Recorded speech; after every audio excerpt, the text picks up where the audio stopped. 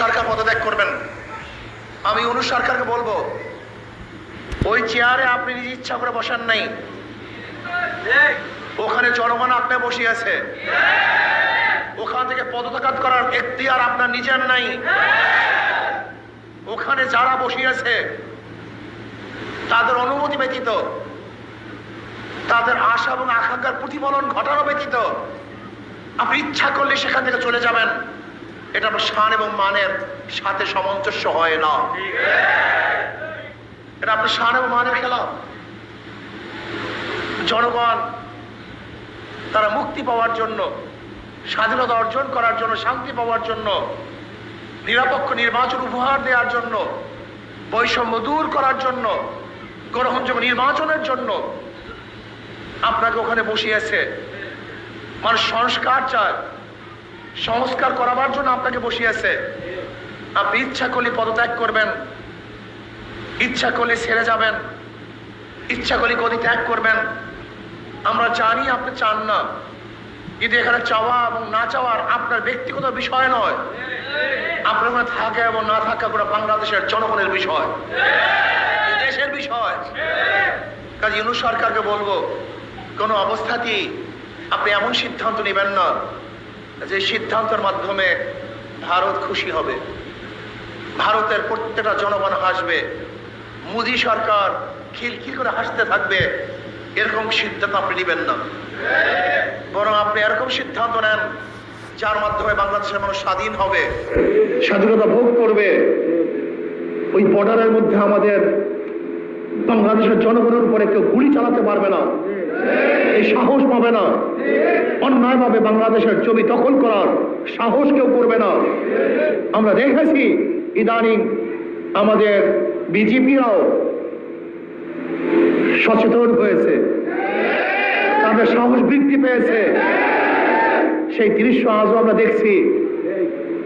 আমাদের বিজেপির পায়ে ধরে যারা মাপ চাচ্ছে, আমরা চাই এরকম স্বাধীন এক রাষ্ট্র। আমরা সেই জনগণ হতে চাই, পরাধীন জনগণ হতে আমরা চাই না। এই জন্য সরকারকে বলবো, আপনি ইচ্ছা করলেই গদি ছাড়বেন, ইচ্ছা করলেই গদিতে বসবেন, এই এখতিয়ার আপনার নাই।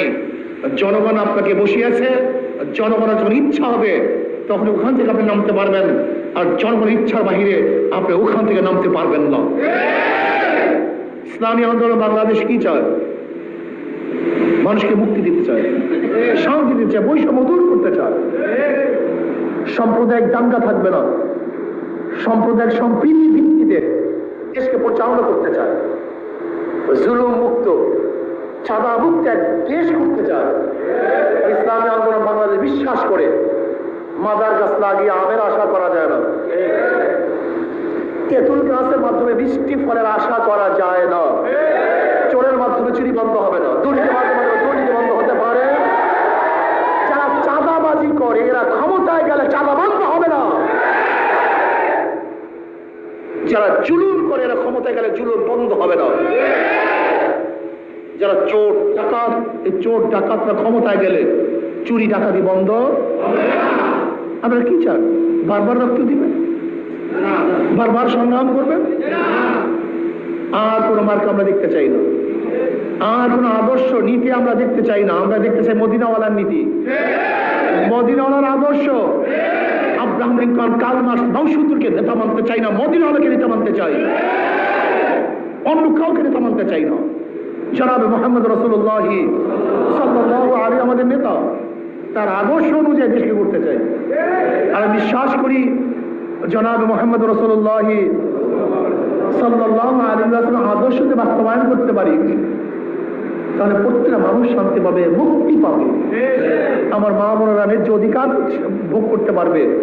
শ্রমিক, ঋষি, কামার, মজদুর, জেলে, তাঁতি সবার মর্যাদা বৃদ্ধি পাবে, এবং অধিকারের জন্য শ্রমিকদের কারা রাস্তা নামতে হবে না, বরং সরকার তাদের অধিকার তার দায়িত্বে প্রতিষ্ঠিত করবে। এই জন্য আসুন, বিভিন্ন আদর্শ দেখেছেন, ডেমোক্রেসি দেখেছেন, সোশ্যালিজম দেখেছেন, ক্যাপিটালিজম দেখেছেন, কমিউনিজম দেখেছেন, সেকুলারিজম দেখেছেন, সব ইসলাম বা এবার ইসলাম ইসলামটা দেখতে চাই।